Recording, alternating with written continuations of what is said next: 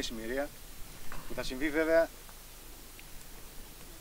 Τρίτη κατά το οικονομικό έτος, Τετάρτη κατά το σεληνιακό, αυτό το ιερό έτος που ακολουθούμε εμείς, στις 7 και 5, για να το καταλάβετε τώρα για να μην σας μπλέξουμε το σεληνιακό, την Τρίτη στις 7 και 5 το βράδυ.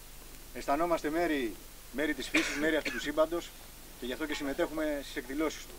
Ηρακλή ορμητικέ, μεγαλοδύναμε, δυνατέ τιτάνα, που έχεις ισχυρά χέρια, ακατάβλητε, που είσαι γεμάτος από τολμηρούς άθλους.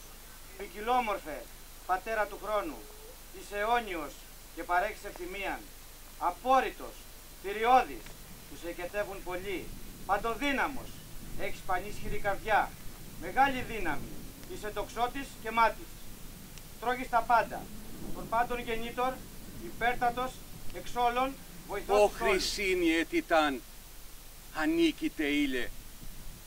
Κλήθη φάους τα μία, που κρατάς το κλειδί της πηγής, που διαφυλάτεις τη ζωή, που κυβερνάς από ψηλά τους υλικούς κόσμους με πλήρη και απόλυτον αρμονία. Και έκληθη εσύ, που κατέχεις μεσαίαν έδραν υπερεθέρως και των κεντρικών φεγκοβόλων κύκλων του κόσμου, που εγέννησες τα πάντα με τη δική σου πρόνοια, που διεγείρει το νου.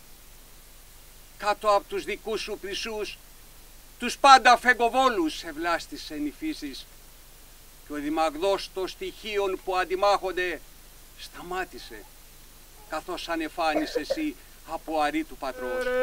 Μέγας όποιος αντίκρισε, μικρός όποιος δεσίδε. Θα δούμε εσένα κατηβόλε, και ποτέ εις το μέλλον δεν θα είμαι θα μικρή. Από τη χρυσή σου κόμη στάζουν εις το έδαφος αρωματώδη έλαια που θεραπεύει. Είπε Ιων! Είπε Ιων! Είπε Ιων!